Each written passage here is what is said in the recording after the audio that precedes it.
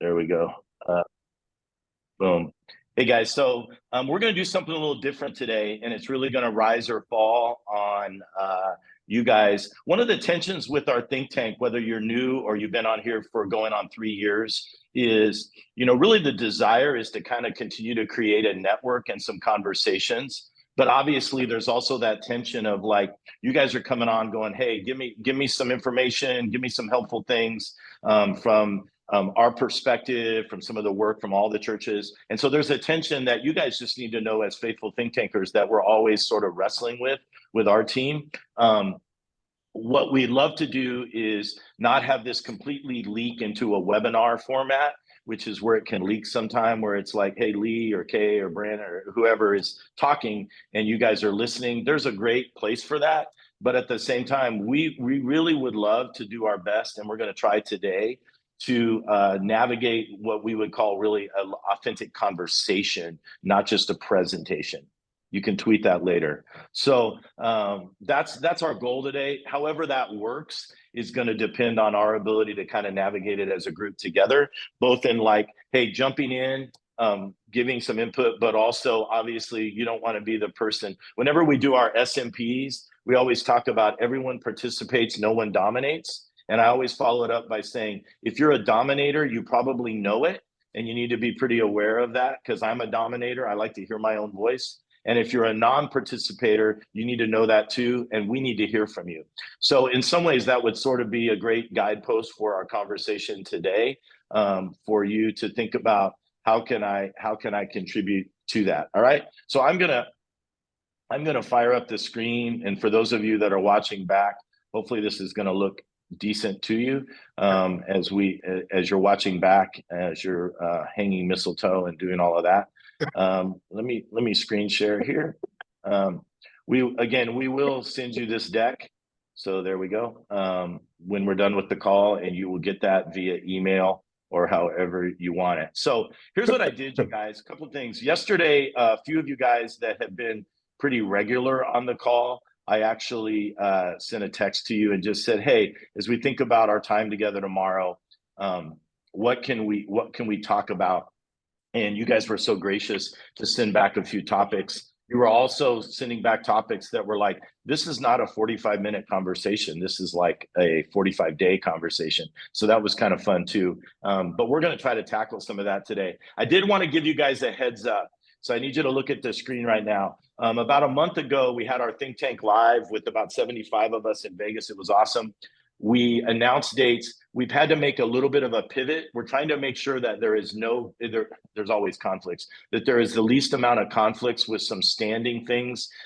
We have a lot of Foursquare churches that have standing events. We have some of our Christian churches, independent Christian churches that have Aspire event. So our dates have now pivoted, but these are firm. October 23rd to 25th. So go in your calendar right now. If you put in the dates the week prior, I need you to just take a second and just change those. I recognize that it's 10 months away, but we always have guys say, man, I wish I'd have known sooner. I wouldn't have bumped stuff up against it, because we love this opportunity for all of us to be together. Our plan is to have some freaking great content again for you guys. It's designed for lead or executive level leaders. This is not a small boutique conference for your children's person. Love children's people, but this is designed for you or for people that are like right at the table that are impacting decision making. So I wanted to give you these dates. We will send a text out to our entire think tank. Hopefully you guys enjoyed some Starbucks coffee today. We'll send this out, but please mark it. Please make it a priority. We would love to see you guys there. Cool? Awesome. Hey, let's talk Christmas real quick. This is what we're going to talk about today. We're going to do just a quick hit on Christmas, and some of you guys will unmute and give us some feedback there. And then we're going to talk about some quick hits on some key questions. So Christmas notes, I have 3. I want to hear from some of you, Brandon, Derek, some of you guys on the call. You may have others that you have, but here's my 3 quick notes for you, because you're in it. Like if you're not pushing Christmas out on Insta, if you don't have invites and things like that, you need to hustle, because you're probably a little behind the 8 ball on that. If you are still curious even about service times, which I hope to Lord Jesus, you are not. But if you are, our last call in October, we did a little bit of unpacking of where people have landed on that. But let me give you 3 thoughts, and then I'd love to hear from some of you guys that were just running through my mind this morning. Number 1 is, as you get towards your Christmas actual time, I'm really thinking more about your Christmas Eve or Eve services. As the leadership, my encouragement to you would be, our encouragement to you would be to do Christmas. And that's the only way I could put it on there. Do Christmas. And the reason I put it on there is because some of you guys are really freaking creative. I happen to be sort of in that lane. Cowan, some of you on this call. One of the things that's really hard for those of us who have done this for a while is I'm going to say this, it's on the recording, but please ask forgiveness.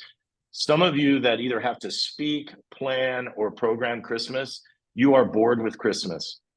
And so you are going to pull that scripture from Jonah, and you're going to want to preach on Jonah and the whale, because you're going to find a way to say Jonah emerged from the whale like Jesus emerged from heaven. And it's going to be real, like Caleb's he's writing the sermon already. It's going to be really creative. And the problem is your entire church is inviting their neighbor, they're inviting their aunt, and their expectation is they want to sing, "Oh, come all ye faithful," and they want to hear the story of the baby in the manger. So I'm not saying don't be creative. Be creative.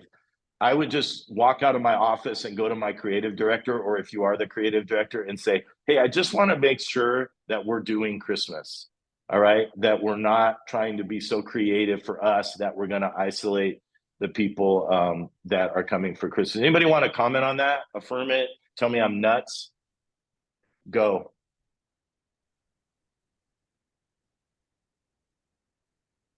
Please do Christmas. Who said please do Christmas? Beard? Jeff. Has anybody struggle with this at all? Anybody at all with your creative team or personally? Yep. Or it's not a thing? You're like, yeah, of course, Lee. Rob? Yeah, no, I mean, I get tired of doing the same types of messages during the Christmas season. So I'm doing something a little different. It's still Christmas, but I decided not to use any of my old material and just, start fresh, just because that helped me getting over I'm tired of doing the same type of content. What are you doing? I'm doing the prophecies. It's the 15-second elevator. You're doing Jonah and the whale? Yeah, close. Yeah. I'm doing another prophet, but I'm doing the prophecies of Isaiah, the messianic prophecies, and tying that into Advent. And so it's been fun because I've had to actually study harder and figure out, what it all means and make it applicable for people who don't normally come to church. So love it. Lee, I'd add in something there. Yes, please. We've talked about it a little bit, but with Christmas, like even invite culture and all that, at the end of the day, like people know that they're coming to a Christmas service, even if they're not churched or whatever. If they've gotten to a point where they're going to accept an invitation, they know that we're going to talk about the Christmas story. And that's been a helpful thing for me as we go, invite, bring your friends, bring your neighbors. At the end of the day, like they know what they're coming to. And so actually, I think you've said this, Lee, we serve our people better by trust as they invite. We're building trust with them. Hey, we're going to deliver on what you're wanting by doing Christmas, right? Talking about the manger, all that. It is kind of a powerful story, by the way, just if you've forgotten. So it's compelling. It's a little compelling. So you may want to lean back in if you leaned out. So again, if this isn't for you, fine. I just wanted to throw that out there because we're in that period where there can still be some tweaks, et cetera, to what the plans are. So make sure that that's true. Number 2 would be around your guest identification strategy. One of the things we found contextually, especially, I think in all churches, but especially in some of our larger churches, is that for Christmas, one of our encouragement would be, and again, you take this contextually in your environment, is to simplify your guest identification strategy. What I mean by that is I think sometimes we are excited about the guest influx on Christmas, say a Christmas Eve candlelight service. But the reality, in most cases, again, contextualize this, in most cases, people are coming and they're going. They're going to a dinner, they're going with family, they're doing whatever. And so if we complicate even the stuff we may do on a normal weekend that we would consider our guest connection process, we may need to go back and scrub that a little. And just our encouragement to you would be, focus on how many people can we get to at least identify themselves, right? That where they don't have to go somewhere, or they don't have to stop somewhere, or they don't have to have a conversation. Is there ways in which we would simplify that? And maybe it's just for Christmas, doesn't have to be all the time, because what we want is as many identifiers, you know, that we can get as far as people saying I'm here, because then at that point, our connection and assimilation process that we've worked on will kick in, right? And so sometimes if we overcomplicate it, especially at Christmas, people will reject it, or they'll just ignore it. So that doesn't mean change your process in the future. I'm saying specifically for Christmas, you may want to at least give it a scrub. Anybody want to talk about that?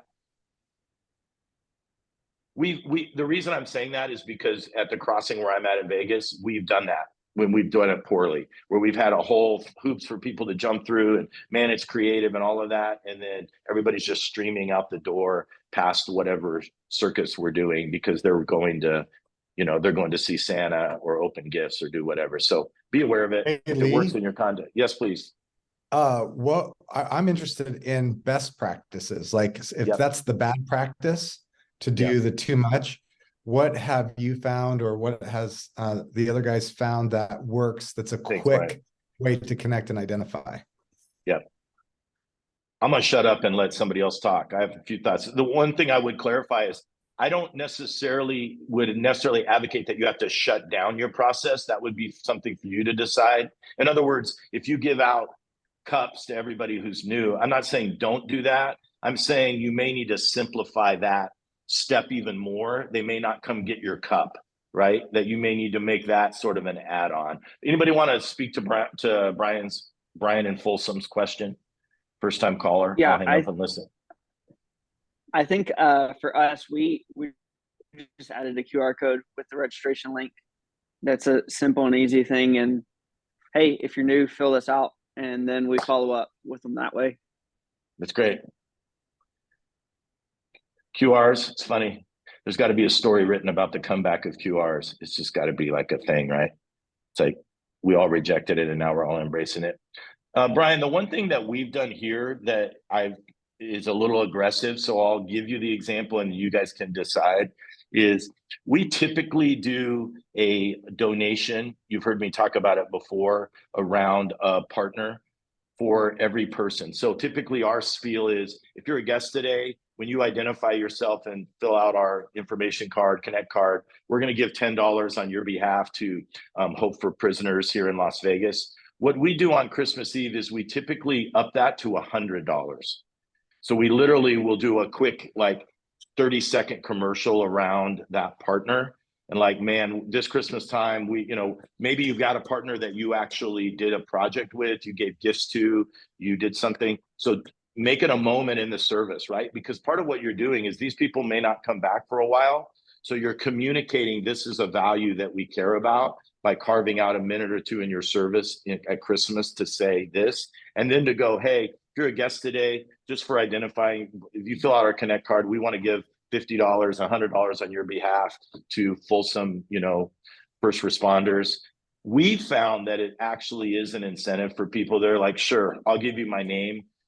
I love that organization. So that's just an idea.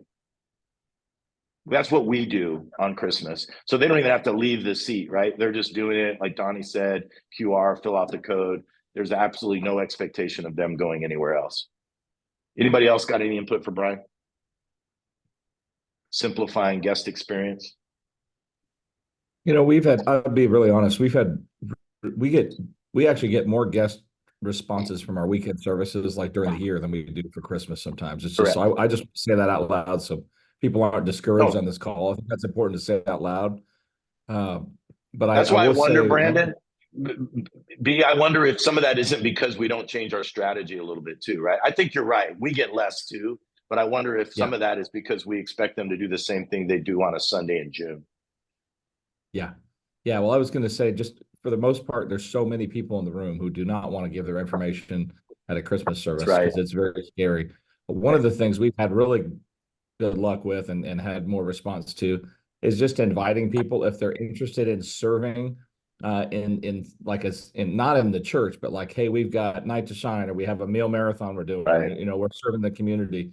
And if your family would be interested in serving in January with us, you can use this QR code to sign up to, you know, do this and that. And people are kind of like, yeah, I don't like the church, but I'd show up to help. That, you know, that seems like a reasonable way to help. And our family, everyone's like, yeah, our family needs to do that. We've never done that. So that's been something where we've actually seen guests sign up to serve in a really small way, something really easy, you know, come help package meals for an hour or whatever. And they'll give us their information to do that. So just a thought.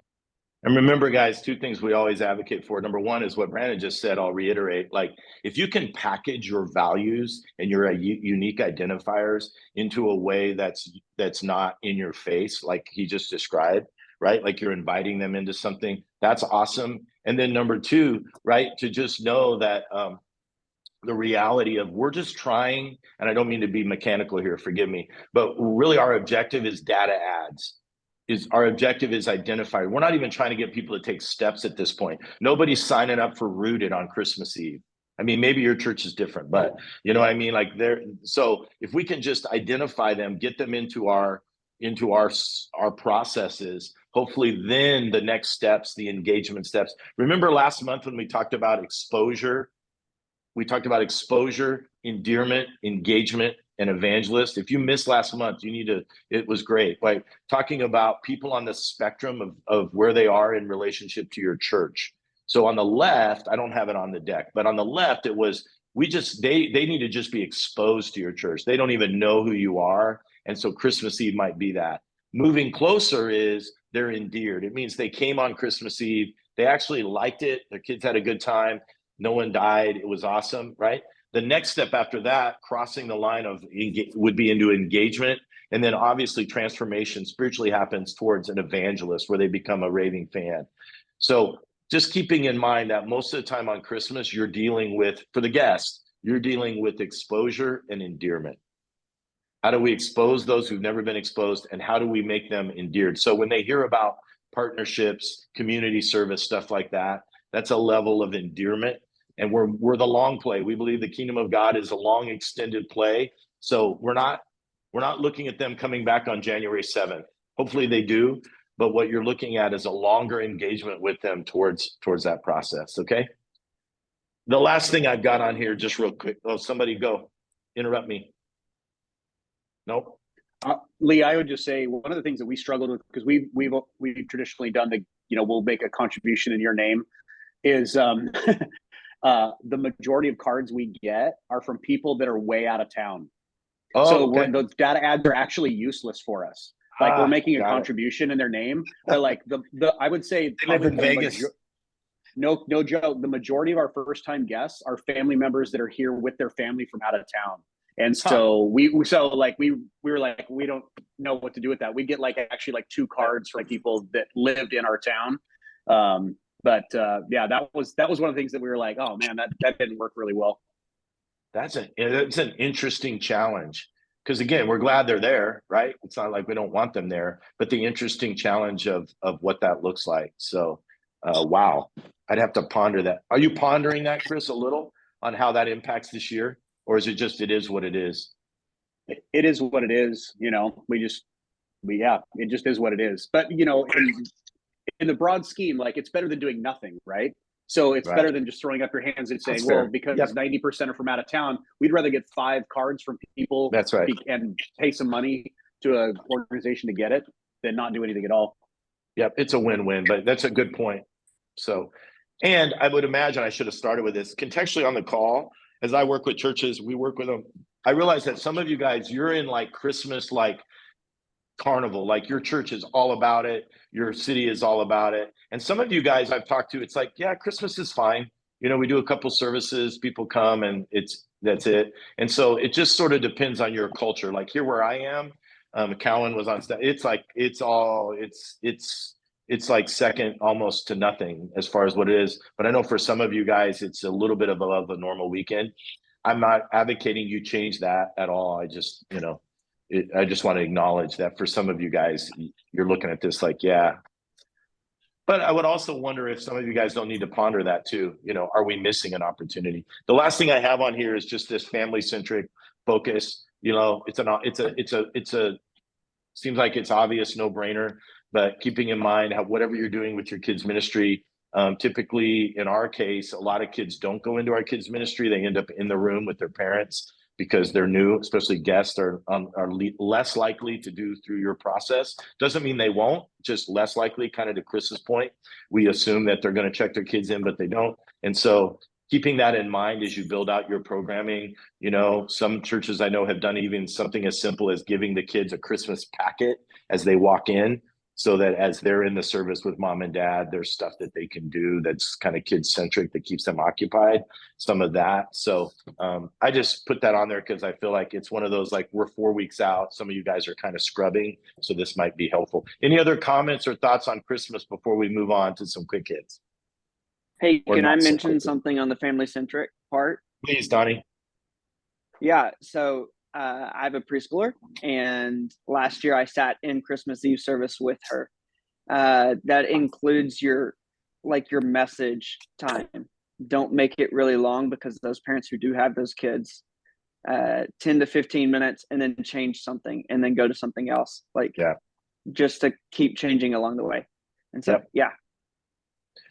As Donnie was saying that, I think the other ad I would have, and I promise we'll move on, is I do think we are going to have rooms, whether we're intentional or not, that are going to be filled with a larger percentage than normal of people who are not normally at church. So an acknowledgement of that across the board, because I do think that Christmas is also one of those family-ish environments that can kind of slip into that, where we become sort of inward versus outward. So just, again, you guys are at the decision table, and so you've got programmers or worship leaders or you that are making some of those decisions. So again, just something to scrub and be reminded of. Okay, cool. All right, let me keep moving. For those of you that are like, I don't even believe in Christmas, we're done with that section, so we'll move on. Here's some. I know I'm a strange human being, so everything starts with E. Brandon. Kay's not on the call today because he's up in the mountains, so he can't even mock me. But That's okay. I just door dashed Kay a Coors Light to his room. So there you go. Play. Quick hits on some key questions. This came from like Chris and Brian and Caleb and some of the people that were on there, and I just tried to bucket them a little bit. So we're not going to be able to solve Rob Hall's building issues today, but maybe we will, Rob. But let's just hit a couple. One of the questions we had was around environmental evaluation. So I'm going to ask Becker to just unmute and kind of set up, you know, what he's dealing with and what he's, you know, I don't even need you to answer the question, Brian. I have some thoughts and we have some thoughts, but just kind of tee up what's going on there and why this is important. Yeah, part of it is because I'm in my first year here, but even when I was back in the Northwest, we would use January 1st to Easter to work on improvements. So kind of better over bigger, and just ask for evaluation of systems and processes, what's working, what's not working. The tension that I'm facing is, or not tension, but just the reality of best practices when you're asking people to evaluate. Sometimes people are bad evaluators, and sometimes people come up with the wrong solutions to the wrong problems. And so as leaders, you know, we can just walk in and go change all this, and that's probably not going to get us very far. And so I'm just wondering, do you guys go into seasons like this? Is this a new idea to, you know, do a January to Easter? How do you do evaluation? Is there systems to it, or do we just ask our teams to always be evaluating and improving, and that's their job? And so let them do it as they do it. So just a little bit of clarity for what other people are doing. Love it. Let me kick it off, and then you guys that are on the call, just write a note or be processing. Let me kick it off. I think it's a great question, Brian. And so let me tackle it this way. So number one, most of you guys on this call are familiar with this exercise. This is not a new idea, but I want to revisit it just because sometimes we can do this exercise. Like, I'm sure Asa's done this a million times, but sometimes we can do it and screw it up, right? It can become less. So let me give you some hints on it, and then we'll talk about it. This is what we call 4 helpfuls. Most of us love this more than a SWOT. So if you're a SWOT person, strengths, weaknesses, that's fine. But SWOT to me is a little more confusing and sometimes doesn't lead to action. What's great about 4 helpfuls is that the word in parentheses is actually must be included. So if you've done 4 helpfuls and you've not included the parenthetical word, you need to don't do that. I even sent him to Brian the other day. I'm like, make sure you include these, because the parenthetical is our actual response or action to our evaluation. So it's not just everybody write down what's wrong, right? And then we all just kind of bellyache, or I would use a different word, but we're recording this call. Don't just write down what's wrong.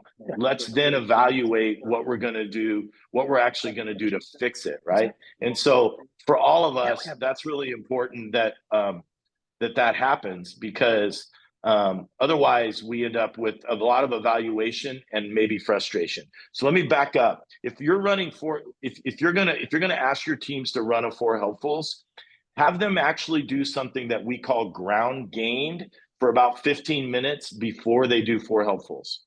Okay. And so basically the idea is we're basically doing a was, is, can be exercise, which is a Gromentum thing. But what I want you to do is, even if it's your kids' team and you're coaching them to go evaluate, tell them, listen, the first thing I want you to do is spend some time in the was. Basically, 2023, where did we gain ground? What are some things we accomplished? What are some things that we're like, man, that's a win, or that's awesome. Set them up to start with some things that are like, we're celebrating. Sometimes we skip right to evaluation, so don't do that.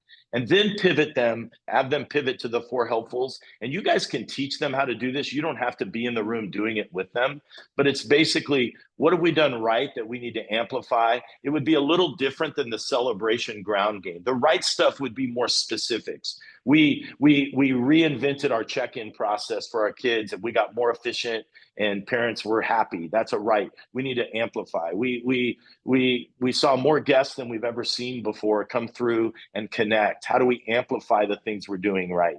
Okay. Wrong, missing, confusing. One warning: it's really hard to do a box at a time.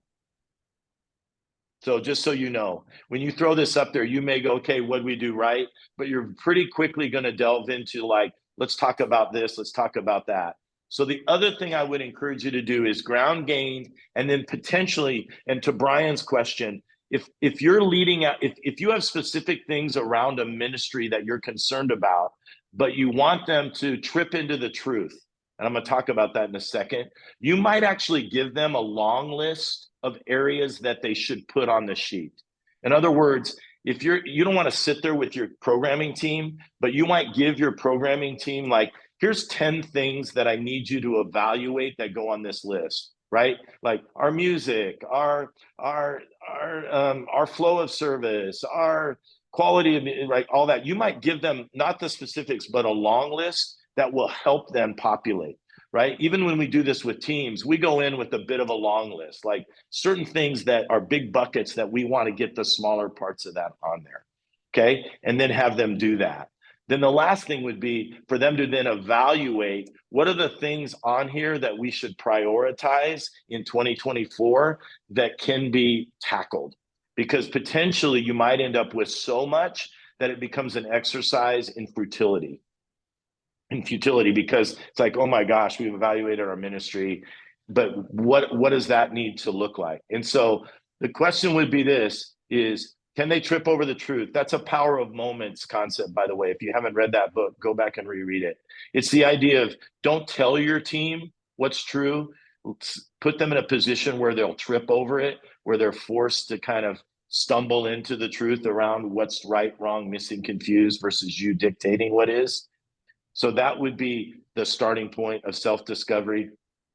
Also understand there may be a moment where you need some outside input. The Pope, Andy Stanley, said, time in erodes awareness of. So your teams are going to evaluate something that they've been so deep in that they don't understand that it's really messed up. And so you may need some outside evaluation, and that may be you. That may be you coming in behind them, looking at their 4 helpfuls and going, okay, let's talk a little more about that. And then eventually we may need to get into this is the way. And Becker had asked me about that. At some point, you may need some collaborative best practices and do some environmental scrubs. And they may not be able to figure that out themselves. So you may need to attach either yourself or someone that can do that. Okay, I know that's a fire hose. Boom. Webinar over. Thoughts on people who've run this or questions around what I just said? Yeah, so Lee, we've used this for evaluation a lot. We use it a lot, and I mean, Aaron coming in hot, first timer. Yeah, listen to me. We'll do it for event evaluation. We do ministry evaluation. Yep. We'll pair it up with even other concepts and constructs. One of the things that I found really helpful when we're doing a team-based evaluation is to sort of key off of some of these helps. But one of the things, like everything that's in the wrong, missing, and confused column, when we're all said and done, I'll create a list of things we just need to square up on. And so almost everything in those 3 columns, we'll just assign to somebody in the room. Say, hey, you said I'm confused as to why we do this with our first guests. Well, like, we need to square up on that so that we don't just forget about that. There might be something we need to know, like, why is it that way? Or are we trying to fix this already? Or did we try to fix this in the past? Or is there some context we're missing about this, that, or the other thing? And so we'll just give everybody like a list of things that we need to square up on. And then we'll get together the next time we get together, we'll just go through those square ups really fast. Like, hey, here's where we're on this. We've never thought about this. We were already halfway down the road on this. We're never going to do this. And we hate that.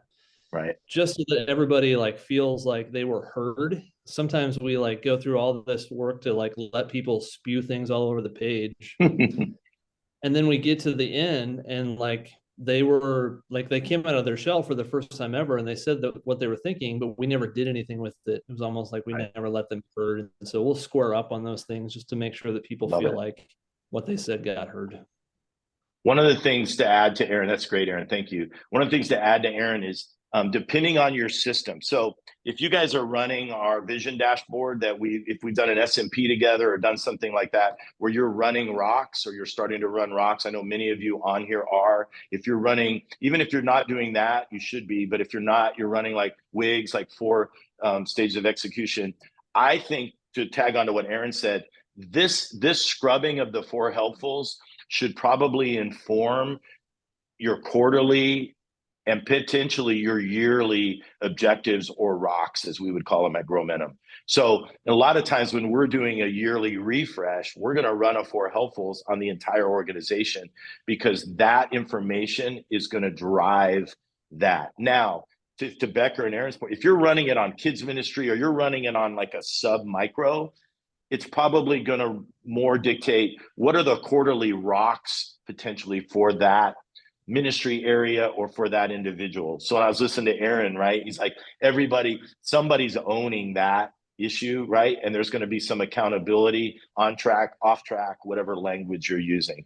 And so we're consistently using this both here and in churches all over the place to identify what are the rocks, what are the quarterly initiatives. The reason I say that is because, again, if it gets huge, you're going to need to identify what are the quarterly priorities. What are the things in the next 90 days that we can accomplish? Otherwise, again, to Aaron's point, it could become so overwhelming that nothing gets done. So some accountability and some ownership and some time frame would be important. Anybody else want to weigh in? I know it's a lot, you guys. One thing that's been really helpful for our teams when I've said, hey, the children's ministry team or volunteers, hey, do a 4 helpfuls on your area or something specific like that, is to encourage them when they do that, when they have the whole thing done, or not done, but just they've got a bunch, they're getting there. Just go ahead and circle the things on there that are out of your control. A lot of times people on our teams will get, what I have found with this is they'll choose like 4 or 5 things we need to fix next year, but it's all stuff that's not in their control. And it's not really important to go, you know what? This is out of our control. We're going to mention it to the powers that be or to my boss or whatever, but what's your team going to do? What's in your control? What are you guys going to do? Because a lot of times I'll have teams come to me and go like, you guys need to fix all this stuff. And it's like, thanks, that was not helpful at all. Like, you didn't actually work on your rocks or your things. You just came up with a list of things that now I need to work on as an XP or a lead pastor. So They got your, just, they got the just a little agenda for you. hint to something out of your control might help the complainers who don't take responsibility on your teams from avoiding that and actually doing something themselves. So because Becker asked the question, I'm going to go back to Becker, because just to summarize, Brian, like the way that I've kind of laid it out here is like, get them teed up with 4 helpfuls, let them run it in their area without you or the primary decision maker being involved. And then I would probably on a secondary level have them walk you through that. And then you can actually add in your input or things that you've observed that they may be blind to or are not understanding that it's a priority to you. And then from those 2 conversations, you can probably figure out what a next step would be towards execution. Can they execute? Do they have enough traction? Or are they going to need some outside input to actually fix, clarify, et cetera, some of those things? That's how I would suggest you run it in some of these micro groups. Obviously, if you're running it on a macro scale, that's a whole nother conversation, right? Because we're gonna run it. We're gonna do that, Brian, but we're gonna run it and have big. We're not gonna be like, hey, we need to paint that wall. We're gonna be talking about bigger issues. Anything else? Anybody else? We'll move. It's good, guys. Thank you for chiming in. It's like a 4 on a 1 to 10 of a small group. It's not a 10, but it's not a 0. It's like a 4. It's not bad. We're getting better. I credit Aaron. Cool. Let me go one more step because I want to give you guys this stuff and we won't get to the other stuff till January. So some of you guys asked on our thing, and this is actually something that I had forgotten about that we talked about a year ago. So if you happen to be on the call a year ago, we actually talked about this. And when I went back and looked, I thought, this is pretty decent. Like we probably need to run through it real quick again to remind you guys. And we talked about, because Caleb and some of the others of you guys and all of us at some level, we're constantly dealing with staff and how do we get them on alignment? How do we get them clarified? Caleb wants to punch him in the face because every time he clarifies, I know, bro. Like, I'm still not clear. It's like, right? So this is just, and you're going to get this on the deck, you guys, but this is just something maybe before January 6th or 7th, you might be able to carve out some time as a primary leader and maybe even pass it along if you're at a scale where you have a tier of leadership that they might want to do.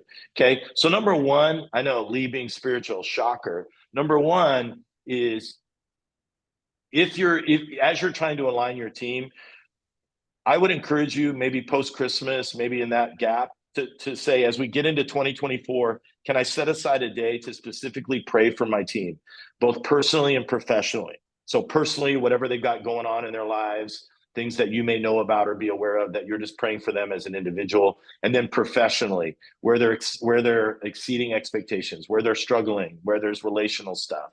All right. So there's a reason it's number 1, because honestly, all seriousness, I believe we can start there. So maybe this gap, Christmas to the let's go New Year, is a time for you to do that. Okay. Number 2 is you may want to take a moment to look at your meeting rhythms. Okay. Before you get into 2024, both on a team level, but also if you do one-on-ones with any of your direct reports, you may need to take some time to assess, is that meeting rhythm actually working coming out of 2023? Are there gaps? Are we meeting too much? Are we not meeting enough? And are the meetings actually effective? So everybody on this call has different meeting rhythms. There's some best practices around that, but I think for you to go, man, I'm open to at least scrubbing that, I think would be helpful during this time, because again, sorry guys, I just reread Power of Moments. If you haven't read it, you need to read it. If you have to reread it, it's just so freaking great. But one of the things it talks about is how we set these milestones and we mock them, but it's actually really important, even though they're artificial. So like January 1st, a new year, is sort of an artificial milestone. I don't know the history of the calendar, but we just kind of said it's a new year. And so it's also a moment where you can evaluate some of these things. So pray, review, and reset. Maybe take some time to determine your own personal goals, or we would call rocks, for 2024. is there a goal or two or a rock or two in the first quarter or second quarter that you personally are going to do? And then be prepared to share that with your team when you get back in the same room. Part of the reason, well, number one, I say that is because you need that. Sometimes you're managing and leading so many people that you're not actually sure what I should be accomplishing. And then number two, your team needs to hear you say that you've done it. Because you're going to tell them, hey, go do this, have objectives, get things accomplished. For you to lead by saying, here's what I plan on accomplishing, you guys can hold me accountable. That's huge for culture. So take some time to look at that first quarter of 2024. Like, what are the things that I need to be responsible for? I'm going to pick on Becker again. So if Becker's saying, hey, we need to get better in 2024, he should be able to come to his team and go, here's the things I'm going to evaluate around sermon series or things he's responsible for. This is the way I'm going to model in that first quarter what I want to see you guys do. Okay? I'll shut up here in a second, but I'm going to give you all 5 and then we'll stop. This is a process we've encouraged you guys to do. It's that time again.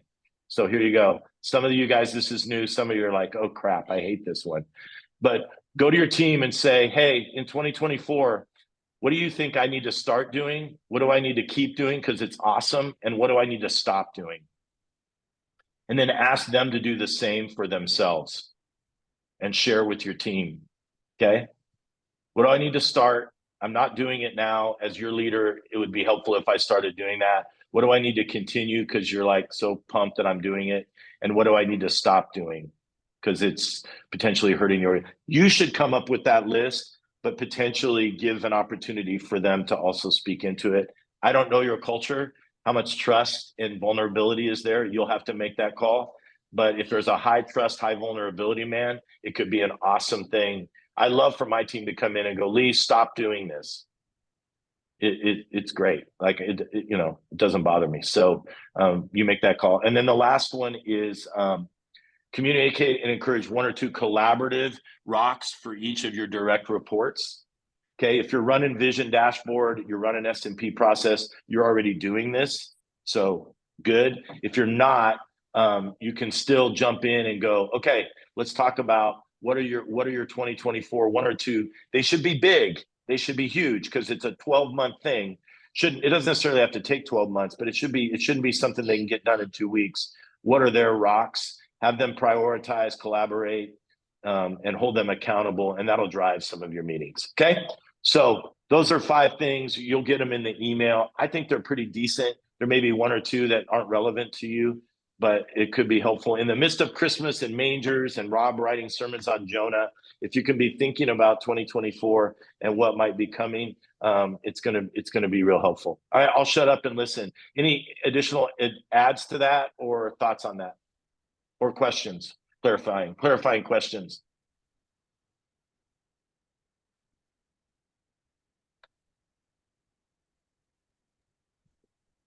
I was just gonna say, yeah, I mean, I think that's awesome. I mean, I think one of the things that we've been trying to do as well is try to evaluate our different events and things like that according to those goals of, all right, is this event, is this ministry, is this, whatever it is it going to help us to reach that goal, or is it going to pull us away from that? And so I think that's one of the things we've also kind of been talking through of, for each event we do, as we do the 4 helpfuls, the benefit is also being able to have clear, defined objectives that we're comparing it to as well. Of going, okay, well, so we're not just coming in the back end of going, all right, so how did it feel? No, we're going and saying, okay, well, before we do any kind of event, we are going to write down 3 to 4 objectives, measurable objectives.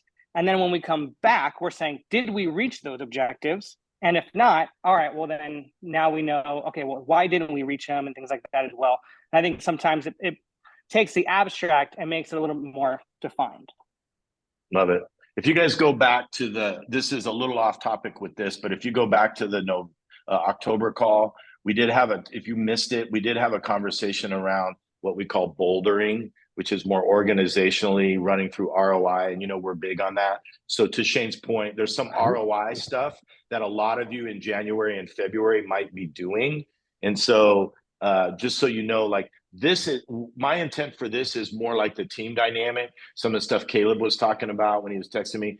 if you're talking about the organizational stuff, right? That there's some of this that is applicable, and then there's like the whole level of ROI, resourcing, rhythm, flow, all of that.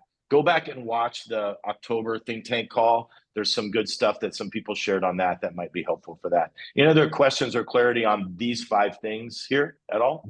Thanks for that, Shane. I appreciate it, bud. Any other clarifying?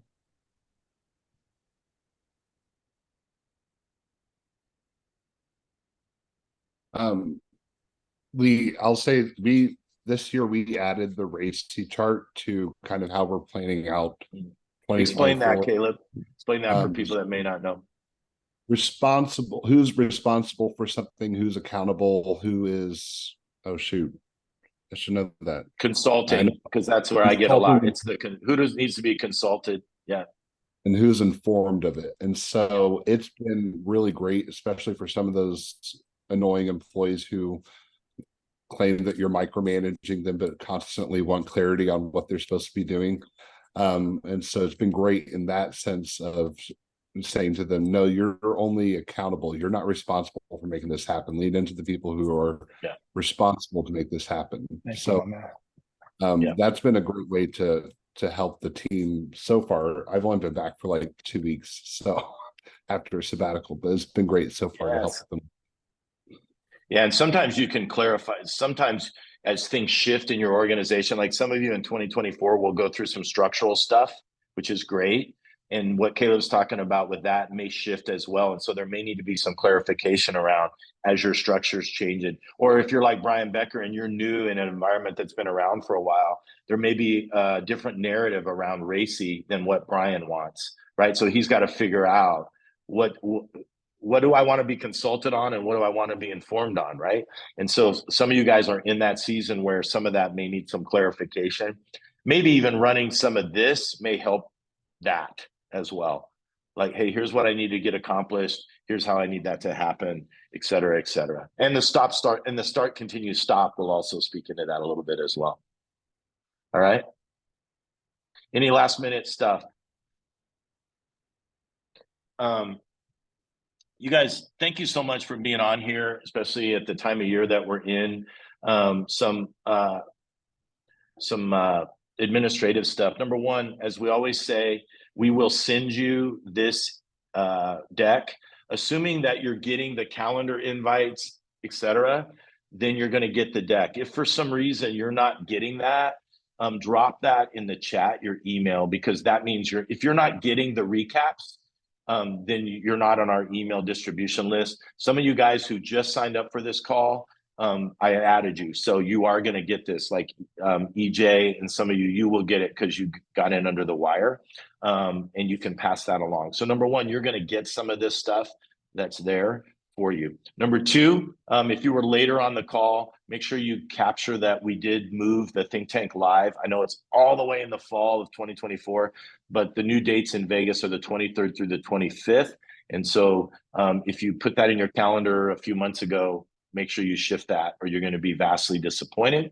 The weather's still great, trust me. So it's not as cold as it is in Omaha in October. So you're in good shape. The last thing I was going to say is some of you guys, and we love these calls and we want you to invite as many people as call. Some of you guys, if you are looking to get some additional Growmentum help, maybe you're looking to do an S&P or you want more about it. Some of you guys, I need you to probably reach out to one of us. We are getting inundated with people going, hey, January, February, I know it's Christmas. Can we do something? All of a sudden we're doing a retreat and we want this. Love it. We'd love to come alongside you guys. Just know that everybody here on this call and everybody that's in our network is thinking the same thing. And so if you're somebody that's like, man, first part of the year, I need a day with Lee or a day with Brant or whatever, please don't sleep on that, even with the Christmas season, because that first quarter for the Growmentum team is amazing and kind of nutso. So we want to be able to partner with you. We love our network and it's great, but we just wanted to let you know that because you'll get the first, second week of January and be like, hey, let's do a day or do a retreat, or we've got a staff retreat coming up. We want to do it as an S&P. Get with us. Send us an email. We'll have a conversation. I think that's it.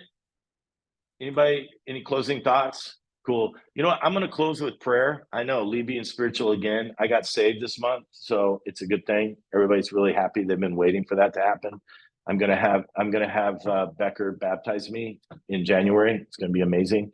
But I do want to pray for you guys before we hang up, because you guys do have 3 weeks of Christmas and all the stuff that comes in, and all of the strategy aside, we believe that there are going to be people sitting in the seats in Minneapolis, and sitting in the seats in Southern California, and sitting in the seats in Portland, and sitting in the seats in Omaha and San Diego that don't even know why they're there. Somebody invited them. They're going through the motions. They're going to light a candle and go to dinner. And all of a sudden, the Holy Spirit's going to get a hold of them from a song that's sung or something that you guys say. And we literally, I mean, if we don't believe this, we should be doing it. Their life and eternity is going to be changed because they walked in. And so I want us to pray that all the mechanics aside, that will actually happen in our spaces. Okay, guys? And then we'll get out of here. So God, thank you for these guys. Thank you for their leadership, for their sacred calling that they have. Thank you for all of us spread out all over the place that will be living out the same Acts 28 mission in the next few weeks around this amazing time of Christmas. Pray for the details that all of them have, some that they're now scrambling because of this call to cover. God, that you would just be with them. God, give them a sense of peace, even in the midst of it.